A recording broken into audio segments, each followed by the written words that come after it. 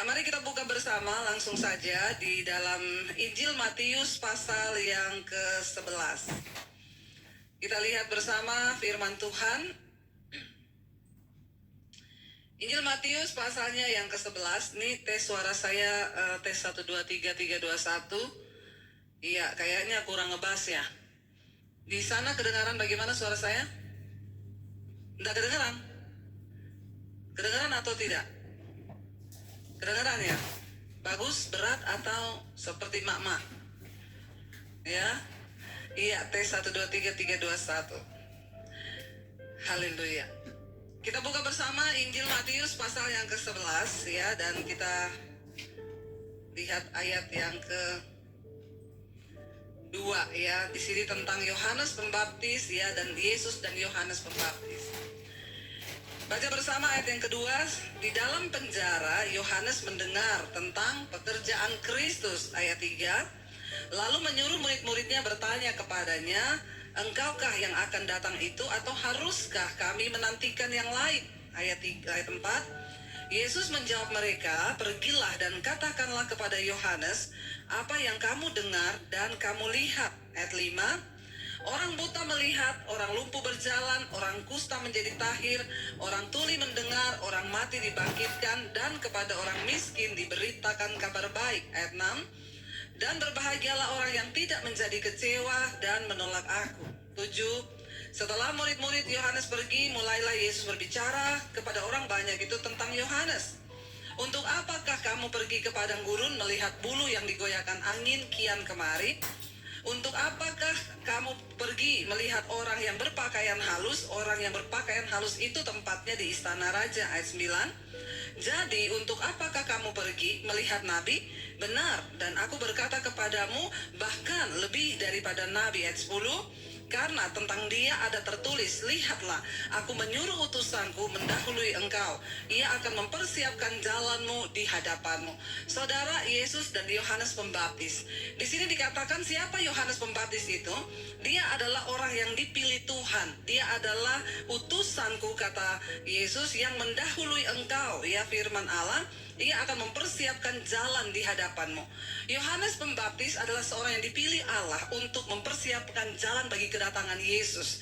Dia adalah nabi perantara antara perjanjian lama dan perjanjian baru. Semua perjanjian lama itu janji-janjinya diucapkan. Saudara, Yohanes berkata tentang nubuatan akan kedatangan Kristus. Dia berkata, persiapkanlah jalan baginya, luruskanlah jalan bagi dia. Ya, sebab Mesias itu akan datang.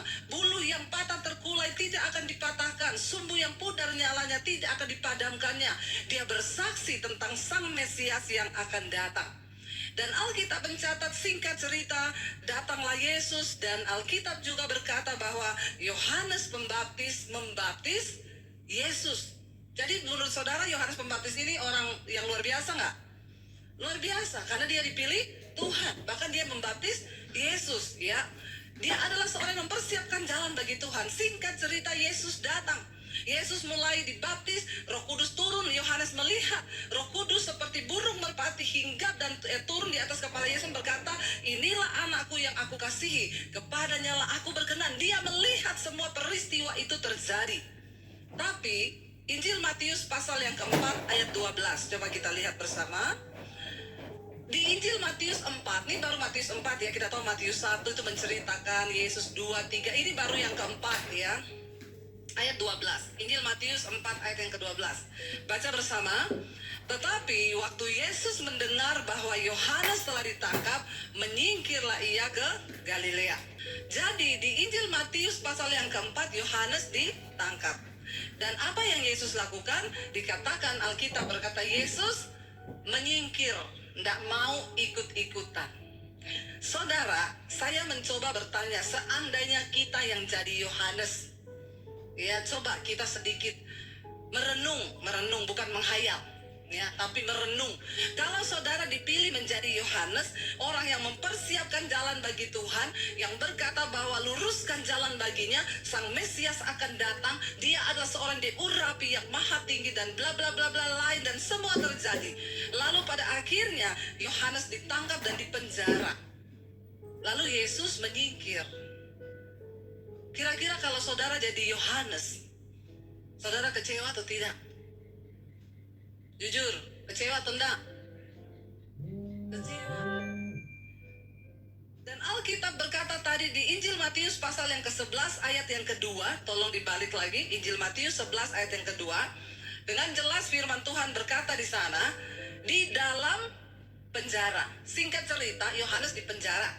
Dari dalam penjara dia mendengar tentang apa? Pekerjaan Kristus. Dia menyembuhkan orang sakit, orang mati bangkit, orang lumpuh berjalan, orang buta melihat. Dia mendengar sementara dia di dalam. Saudara kalau punya teman atau saudara sudah, ya saudara pernah pakai orang itu untuk melakukan tugas saudara, lalu dia di penjara, ya ada nggak niat saudara untuk bantu dia? Itu tidak terjadi dengan Yohanes. Ketika dia sudah memberitakan tentang Kristus, dia membaptis Yesus loh. Dan Alkitab berkata, dia ditangkap dan dipenjara. Dari dalam penjara, dia dengar tentang kehebatan pekerjaan Kristus di luar sana. Yesus menyembuhkan orang sakit, membangkitkan orang mati. Dan dia saudara merasa, orang lain bisa ditolong, orang lain dilakukan sesuatu. Tetapi kenapa aku tidak ditolong? Ada rasa iri hati melihat pekerjaan Tuhan bagi orang lain, tapi kenapa saya tidak? Seringkali kita juga mengalami ini dalam hidup kita. Ketika kita mendengar orang ditolong, ya tidak semua orang dengar kesaksian kita itu senang loh saudara. Ada yang waktu kita cerita, kita bersaksi, dia tuh pura-pura senang. Oh iya ya, hebat ya, dahsyat ya. Tapi dalam hati dia tidak senang. Ya, ada ketika orang mendengar ya tentang kenapa Tuhannya kok dia bisa ya diberkati, kok aku enggak ya. Timbul kecewa, timbul iri hati, sehingga ayat yang ketiga firman Tuhan berkata, Yohanes menyuruh murid-muridnya pergi kepada Yesus untuk bertanya. Pertanyaannya apa? Coba kamu tanya sama Yesus, engkaukah yang akan datang itu, atau haruskah kami menanti orang lain? Saudara, ini pertanyaan yang sebenarnya tidak perlu terucap dari seorang Yohanes. Dia sudah melihat bahwa memang itu Yesus, Sang Mesias yang akan diutus Allah menjadi juru selamat. Dia bahkan yang membaptis Yesus. Dia berkata, maaf, untuk membuka tali kasutmu pun aku tidak layak. Tapi Tuhan bilang, untuk semuanya bisa tergenapi, engkau harus membaptis aku. Dia melihat Yesus yang benar-benar adalah Mesias yang dia beritakan itu datang. Tapi karena kekecewaan, ya, dan dia iri melihat bagaimana pekerjaan Yesus di luar sana, sementara dia tidak mengalami pertolongan itu. Dia suruh murid-muridnya tanya, dia benar nggak itu Mesias? Benar nggak dia? Atau kita harus tunggu orang lain? Dengan kata lain, kalau saya bikin secara singkat kata-katanya, kamu tanya sama dia, benar nggak dia itu Tuhan Mesias yang akan datang itu? Bagaimana mungkin dari seorang mulut Yohanes bisa terucap kata-kata yang bertanya dan meragukan Tuhan itu sendiri yang sudah dia lihat dengan mata kepala sendiri? Saudara, iri hati, kekecewaan bisa membuat orang akhirnya menolak dan meragukan Tuhan. Ngeri loh, ngeri, ya. Memang di penjara itu tidak enak, saudara. Ketika orang dalam penjara, dia selalu berharap dapat datang pertolongan. Saya dulu pernah, satu teman saya cerita, dia tiba-tiba ditangkap polisi di rumah, tidak bisa membela diri, tidak ada kekuatan, ya, karena dia waktu itu dikerjain sama teman bisnisnya. Ya, diangkut dari rumah suami istri, anak-anaknya, saudara, nangis semuanya. Tidak ada ampun, dia dibawa di sel berapa minggu di sel. Dia bilang, Bu, saya tidur di situ, saya makan di situ, lubang WC-nya juga di situ. Nggak enak, Bu, dia bilang. Di penjara itu nggak enak. Akhirnya saudara, dia berharap untuk datang pertolongan. Orang tuh di penjara yang diharapkan ada orang yang akan datang menolong. Dan dia berpikir Yesus yang adalah Mesias, Sang Tuhan itu, Sang Juru Selamat, yang melakukan pekerjaan yang ajaib, harusnya dia datang tolong saya. Tapi tidak terjadi. Berapa banyak kali kita, saudara, kalau kita sudah berdoa, kita ke gereja, lalu kita berkata, saya sudah doa, saya sudah puasa, tapi apa yang Tuhan buat? Saya nggak rasa apa-apa. Hidupku begini-begini aja, nasibku begini-begini aja. Saudara, kenapa bisa Yohanes Pembaptis kecewa kepada Tuhan, saudara? Karena di dalam hidup ini mengiring Tuhan, jangan semuanya hanya tertuju kepada aku, dan aku. Harusnya aku begini, harusnya Tuhan tuh berbuat begini, harusnya begini, harusnya begitu. Kita ikut Tuhan bukan supaya keadaan kita baik. Kita ikut Tuhan supaya masalah kita selesai. Kita ikut Tuhan karena memang dunia ini tempatnya masalah, dunia ini tempatnya dosa, dunia ini tempatnya penderitaan. Kita ikut Tuhan supaya ketika engkau mengalami hal-hal yang buruk, engkau punya kekuatan dan pengharapan di dalam Dia. Katakan. Makanya banyak orang kecewa. Bu, saya tuh sudah sungguh-sungguh ikut Tuhan, tapi kenapa suamiku mati, Bu? Saya mau tanya, kau ikut Yesus terus engkau udah mati-mati? Enggak kan?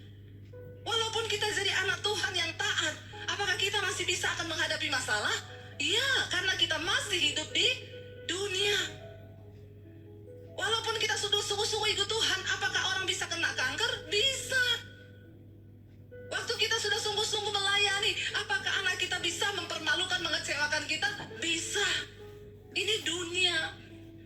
Tapi kenapa kita mempercayai Tuhan? Karena orang-orang yang mempercayai Tuhan, dia akan menghadapi masalah dalam hidupnya, tapi dia punya pengharapan bahwa Tuhan akan beserta bahkan sampai pada kekekalan. Amin. Makanya orang berkata, Bu, saya divonis mati 6 bulan lagi. Puji Tuhan, kenapa engkau punya Yesus? Sekalipun engkau tidak disembuhkan, engkau sudah punya Tuhan. Ada jaminan keselamatan sampai pada kekekalan. Tidak semua harus disembuhkan, tapi Tuhan menjamin masa depan dan hidup kita sampai pada kekekalan. Itu yang terpenting, Bapak Ibu. Ya, tapi banyak orang Kristen tuh salah mengikut Tuhan. Dia pikir kalau dia ikut Tuhan, pokoknya aku yang aku turuti, yang aku mau, yang aku ingin, semua terjadi sesuai yang aku mau. Tidak begitu. Yesus bisa nggak menolong Yohanes? Bisa. Bahkan Alkitab mencatat akhirnya Yohanes kepalanya dipenggal. Dan Tuhan nggak tolong. Tuhan nggak datang untuk membebaskan dia. Ya. Dan iman seperti apa yang kita miliki, saudara? Kalau kita hanya mengikut Tuhan sampai hanya untuk melihat mujizat, maka engkau salah. Ya, kita mungkin akan kena sakit satu saat, kita juga mungkin akan mati. Tetapi kita harus tetap percaya. Kita percaya Yesus karena ada jaminan sampai pada hidup yang kekal. Karena hidup yang sesungguhnya bukan di dunia ini. Makanya Alkitab berkata, kalau engkau hanya menaruh harapan saja kepada Kristus selama engkau hidup di dunia ini, engkau adalah manusia yang paling malang dari semua manusia yang ada di dunia. Taruh pengharapanmu sampai pada kekekalan. Tuhan, aku sembuh atau tidak sembuh, aku percaya engkau menjadi jaminan sampai pada kekekalan. Aku kaya atau aku miskin, aku tetap percaya bahwa engkau Tuhan yang setia. Itu yang Tuhan mau, Bapak Ibu. Jangan engkau punya kekecewaan. Kalau orang sudah kecewa dan kecewa itu susah. Lalu jadi tawar hati, tidak ada rasa. Ya, kalau tawar hati itu sulit.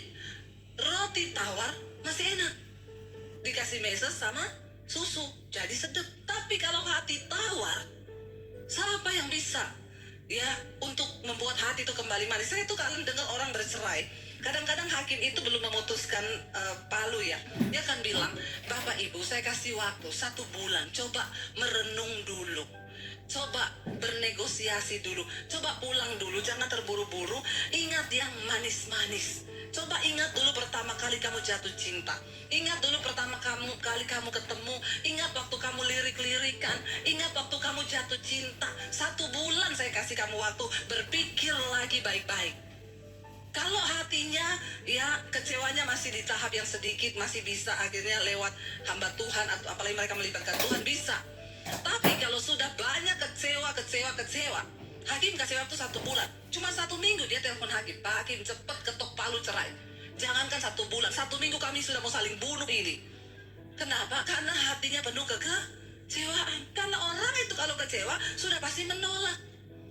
Ya, jangan engkau kecewa sama manusia, apalagi kepada Tuhan. Jangan kecewa, Bapak Ibu.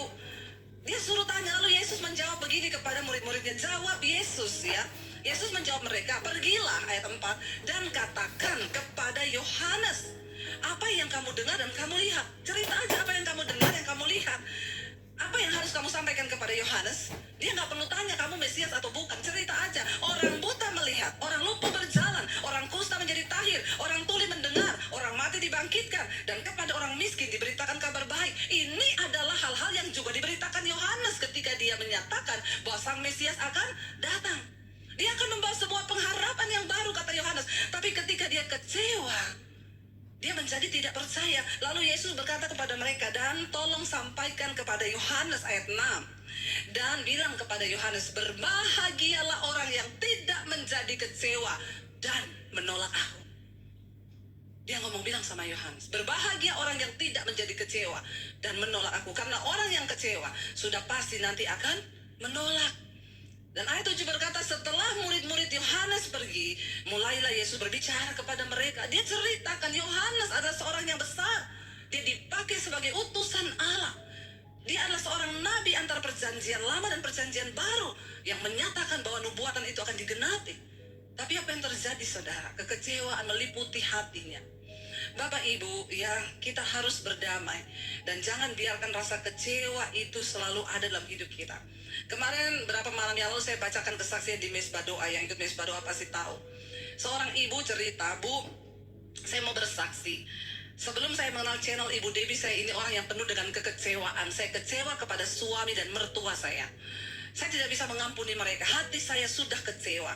Akhirnya, Bu, ya, karena kekecewaan itu, saya tiap hari itu pengen marah, stres. Orang itu kalau banyak kecewa di hatinya itu marah-marah, stres, ya. Selalu saya ingatkan, hati-hati, darah mengental, warnanya hitam, kortisol naik.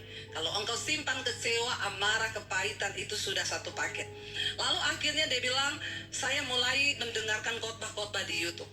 Ketika saya mulai mendengarkan khotbah-khotbah di YouTube, saya dengar ibu tuh khotbah selalu soal kekecewaan, kepahitan, harus mengampuni. Tapi saking saya kecewa, saya abaikan. Tiba-tiba saya sakit gigi, Bu. Syaraf gigi saya itu sakit sekali. Saya berobat ke dokter gigi biasa. Dokternya bilang saya kasih antibiotik, obat syaraf dan lain sebagainya. 3 bulan berobat tidak sembuh-sembuh. Bayangkan sakit gigi. Dia pindah ke dokter yang lebih ahli lagi, saudara. Dokter kedua dia datang, dia berobat. Ya, berobat berbulan-bulan, saudara. Tidak sembuh juga. Udah minum antibiotik, udah disuntik, udah apa, enggak sembuh. Dia bilang, ibu tahu sakitnya itu setengah mati, sakit banget. Sampai dia minum aja nggak bisa. Minum kalau kena syaraf itu kesakitan. Bukan cuma minum, makan, tidur pun nggak bisa. Dan itu sakit gigi, saudara. Saudara pernah rasa sakit gigi? Lebih baik sakit gigi daripada sakit hati. Katanya sih, tapi menurut saya lebih baik sakit hati sih daripada sakit gigi, ya. Kalau sakit hati cepat-cepat bertobat, minta ampun, sudah beres. Tapi sakit gigi, dan dia sakit gigi itu setengah tahun lebih, bukan 1 hari 2 hari. Bayangkan, sakit terus, saudara. Akhirnya datang ke dokter yang ketiga, ahlinya ahli dokter gigi. Ya, dia cari lagi yang paling hebat, profesor. Dia datang, dia lihat, dia bilang kayaknya ini bukan sakit gigi dari syaraf deh, Bu. Ini kayaknya berhubungan dengan psikis, kejiwaan. Bisa ya? Bisa loh, saudara, dari kekecewaan dan sakit hati naik ke saraf gigi. Ada antara saudara sakit gigi hari ini? Ya, atau sakit apa saja? Ternyata memang benar, dari jiwa itu bisa mempengaruhi hal-hal yang ada di fisik. Tapi dokter itu bilang begini, ya udah, tapi kita coba berobat. Hari Senin ibu balik lagi, kita akan operasi. Dan ibu sediakan uang 35 juta. Dia bilang, saya tidak pernah dikasih uang suami saya. Iya, karena udah kecewa tuh. Apalagi suaminya pelit, tambah kecewa. Bapak-bapak makanya jangan pelit, amin. Dia sakit hati, dia kecewa, saudara. Ya, dia bilang, saya sudah pikir, Bu, operasi 35 juta, suami nggak kasih saya uang berobat. Tapi saudara, ketika dokter tuh cuma bilang, Bu, ini kayaknya dari psikis, kejiwaan. Ibu stres nggak? Atau apa yang ibu simpan? Dia pulang malam itu, dia merenung. Lalu dia cari khotbah-khotbah di YouTube. Dia bilang, saya dengerin khotbah-khotbah, ya khotbahnya Ibu Debbie. Satu saat tuh saya nangis malam itu di jamaah Tuhan. Saya nangis semalam-malaman tidak berhenti, Bu. Saya minta ampun sama Tuhan dan saya mulai belajar melepaskan pengampunan. Membuang kekecewaan di hati terhadap mertua dan suami saya. Saya kecapean nangis semalaman, saya ketiduran. Waktu saya bangun, saya rasa, kenapa gigi saya sembuh? Bener loh, Bapak Ibu. Yang nggak tepuk tangan ini nggak percaya. Awas loh kalau Anda sakit gigi, ya. Baru Anda mengalami, hati-hati. Dia bilang, dia kaget bangun. Kenapa gigi saya udah nggak sakit? Padahal dia tuh lagi menunggu hari Senin, tinggal berapa hari lagi. Dia udah pikir keluar uang 35 juta, dia akan dioperasi, diobok-obok. Tapi ketika dia lepaskan pengampunan, dia bilang, saya disembuhkan, Bu, sampai hari ini saya sembuh. Apa yang terjadi waktu dia sembuh? Hatinya baik, tidak stres lagi, nggak marah-marah, bahkan tidak jadi kehilangan uang 35. Wow, nggak? Bilang wow, wow, wow. Amin. Loh saudara, ajaib loh, ternyata waktu engkau membuang kekecewaan di hatimu, Tuhan bisa mengubah segala-galanya. Tuhan bisa mengubah, ya, dan tidak ada perkara yang mustahil asal engkau berespon dengan benar. Alkitab Yesus berkata, bilang kepada Yohanes, berbahagialah orang yang tidak menjadi kecewa dan menolak aku. Kalau engkau kecewa, pada akhirnya engkau akan menolak Tuhan. Dia akan ngomong, saya itu sudah kepahitan banget sama suami saya. Makanya semua khotbah ibu yang lewat, mau soal kepahitan saya nggak gubris bu. Karena saya pikir, Allah lu nggak tahu sih, kenapa orang bisa mengabaikan firman? Karena hatinya penuh kekecewaan. Makanya jangan coba-coba kecewa, suruh buang kekecewaan. Saya kemarin pelayanan ya di satu tempat, saya pelayanan di Mabes, saya ketemu dengan seorang pejabat di situ. Dan dia cerita Bapak Ibu, dia cerita bagaimana dia mengalami pertobatan dengan Tuhan. 2019 dia bertobat di jamaat Tuhan. Dia cerita kenapa awalnya tiba-tiba berat badannya drop, turun 10 kilo. Dalam waktu yang singkat turun 10 kilo. Dia tahu ini nggak benar, periksa ke dokter. Dokter memvonis dia kena penyakit yang mematikan dan engkau akan segera mati. Makanya bersyukur yang berat badannya tidak turun-turun. Berarti kita sehat, amin.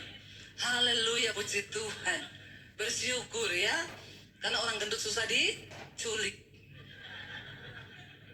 Makanya makanlah yang banyak supaya kita tidak diculik. Lalu Bapak Ibu, dia akhirnya dokter vonis dia akan mati. Orang itu kalau sudah divonis mati, ya takut kan, pasti cari Tuhan. Dia bilang, dia ketakutan setiap hari, dia takut mati. Dia bilang, sampai ibu percaya nggak? Saya 3 kali bu, sudah di atas pesawat, saya minta turun. Bahkan pesawat itu sudah mulai jalan, saya suruh stop bu. Saya suruh stop, balik, mundur, saya turun karena saya ketakutan luar biasa, saya takut mati. Lalu satu saat dia bilang, ini sudah tidak benar Tuhan. Aku bakalan mati memang, cuma kenapa hatiku tersiksa, pokoknya hidupnya tuh nggak sejahtera. Pejabat loh, punya uang. Akhirnya dia tanya sama Tuhan, Tuhan beri aku kesempatan untuk aku bisa hidup. Kasih aku kesempatan hidup. Dia bilang, saya dengar suara Tuhan tuh jelas di telinga saya ngomong begini bu.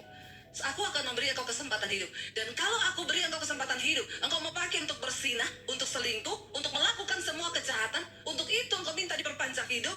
Dia nangis saat itu, dia berlutut sama Tuhan. Dia bilang, tidak Tuhan, kalau engkau perpanjang umurku, aku akan menceritakan tentang perbuatanmu yang ajaib. Dan kalau engkau tahu aku akan melakukan persinahan lagi, lebih baik engkau cabut nyawaku. Itu Tuhan, komitmenku dengan engkau. Lalu dia tanya sama Tuhan, bagaimana cara aku memulai pertobatan ini? Dan Tuhan ngomong sama dia jelas, kamu mau sungguh-sungguh bertobat? Iya. Kamu mau mulai dari mana? Iya. Ceritakan semua dosamu kepada istrimu. Bapak-bapak langsung tegang. Tatap mata saya. Langsung tegang, semua berubah mukanya. Ya, dalam hatinya dia bilang, saya sih memang akan mati Tuhan, tapi kalau cerita ke istri bisa dipercepat kematian saya. Yang ada tadinya jantung normal langsung pasang ring 5. Tapi Tuhan bicara itu sama dia. Lalu dia berdoa, dia bilang, Tuhan aku tahu dunia kiamat, perang akan terjadi kalau aku cerita semua dosaku sama istriku. Tapi aku tidak punya pilihan karena aku akan mati. Dia panggil istrinya. Istrinya duduk di depannya dia, saudara. Dia bersaksinya ada istrinya di depan saya. Dia cerita, saya mau pengakuan dosa sama kamu. Ya beda ya, bapak-bapak itu berhenti selingkuh karena ketahuan sama ngaku sendiri, itu beda ya. Ada yang berhenti bukan apa? Ketahuan. Itu nggak sungguh-sungguh pertobatannya, itu cuma karena ketahuan. Tapi ini ngaku, dia cerita, 21 tahun kita menikah, saya mau cerita sama kamu semua dosa saya. Dia cerita, di apartemen ini ada, di situ ada, di sini ada, di situ ada. Dia bawa istrinya naik mobil keliling, ini loh apartemennya, ini loh rumahnya, ini loh tempatnya, ini loh, ini loh, ini loh. Istrinya syok dan kaget.